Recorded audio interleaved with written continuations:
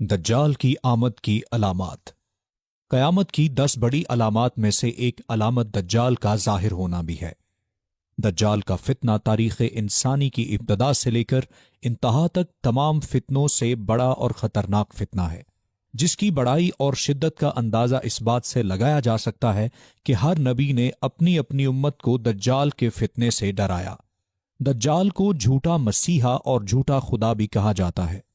دنیا کے ہر مسلمان کا اس بات پر ایمان ہے کہ دجال اپنی طاقت اور فریب کے ذریعے تباہی لائے گا۔ آپ صلی اللہ علیہ وآلہ وسلم نے دجال کی کئی واضح نشانیاں بتائی ہیں، جبکہ مغرب میں اسے اینٹی کرائسٹ کے نام سے جانا جاتا ہے، جو دنیا بھر میں اپنے شعبدوں سے تباہی پیدا کرے گا۔ نبی کریم صلی اللہ علیہ وآلہ وسلم کی تعلیمات کے مطابق دجال کا ظہور قیامت سے پہلے اور دنیا کے آخری دنوں میں ہوگا۔ اس کا واحد مقصد دنیا سے اسلام اور اس کے پیروکاروں کو ختم کرنا ہوگا۔ دجال اللہ کے ماننے والوں کو اپنی بندگی پر مجبور کر کے انہیں جہنم میں دھکیلنے کے لیے آئے گا۔ دجال کے فتنے سے بچنے کے لیے نبی کریم صلی اللہ علیہ وآلہ وسلم نے بارہا اس کی نشانیوں سے آگاہ کیا اور واضح بتایا کہ دجال کیسا دکھے گا اور اس کی نشانیاں کیا ہوں گی۔ آپ صلی اللہ علیہ وآلہ وسلم نے فرمایا کہ دجال ایک آنکھ سے کانا ہوگا، وہ ایک جگہ نہیں رکے گا، اس کی رنگت سرخی مائل سفید ہوگی اور اس کی پیشانی نمایاں اور گردن زیادہ چوڑی ہوگی۔ اس کا قد چھوٹا ہوگا اور کمر میں کب ہوگا۔ اس کے باوجود وہ بہت طاقتور ہوگا اور عام انسانوں کی طرح نہیں چل سکے گا۔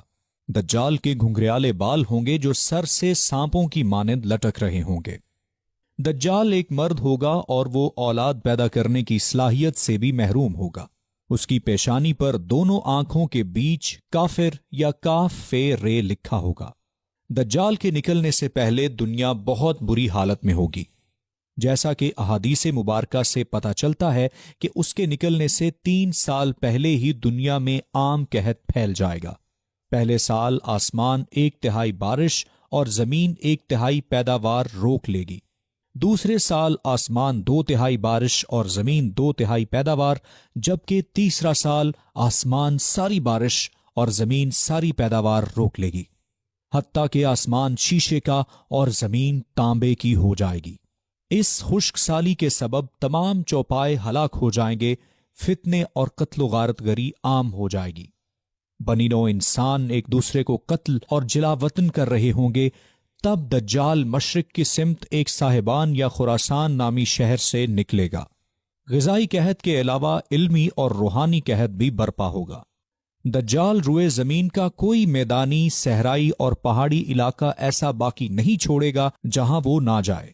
البتہ مکہ مکرمہ اور مدینہ طیبہ پر فرشتوں کا پہرا ہونے کی وجہ سے ان میں داخل نہ ہو سکے گا، بلکہ مدینے کے باہر دلدلی زمین میں پڑاؤ کرے گا، اور مدینہ پاک میں زلزلے کے 3 جھٹکے آئیں گے، جس کی وجہ سے ہر کافر اور منافق مدینہ پاک سے بھاگ نکلے گا اور دجال سے جا ملے گا۔ اس روز مدینہ پاک ہر منافق، فاسق مرد و عورت سے پاک ہو جائے گا، اسی لیے اس دن کا نام یوم الاخلاص بھی ہے۔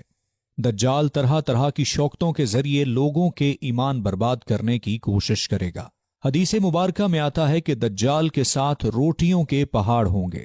دجال کے پیروکاروں کے علاوہ باقی لوگ سخت تکلیف میں ہوں گے، اور اس کے ساتھ 2 نہریں ہوں گی، جن میں سے ایک کو جنت اور دوسری کو دوزخ کہے گا۔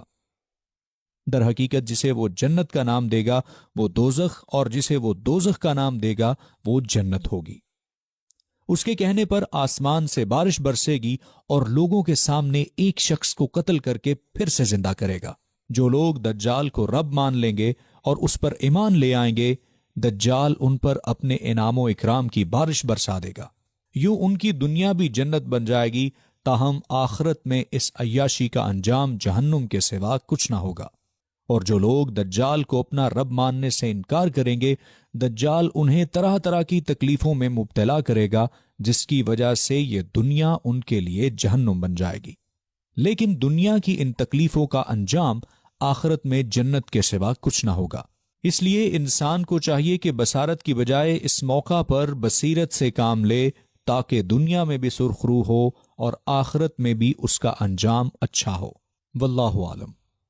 دجال کے فتنوں سے اہل ایمان سخت پریشان اور تنگی کے عالم میں بھاگ کر دخان نامی ایک پہاڑ میں پناہ لیے ہوئے ہوں گے، لیکن دجال ان کا پیچھا کر کے پہاڑ کا گھیرا کر لے گا اور اہل ایمان سخت بھوک اور تکلیف میں مبتلا ہوں گے۔ تب اللہ تعالیٰ کی طرف سے حضرت عیسیٰ علیہ السلام کو نازل فرمایا جائے گا۔ آپ علیہ السلام دجال کو قتل کر کے اس کے پیروکاروں میں سے کسی ایک کو بھی زندہ نہیں چھوڑیں گے۔ دعا ہے کہ اللہ تعالیٰ ہر مسلمان کو دجال کے فتنے سے محفوظ فرمائے۔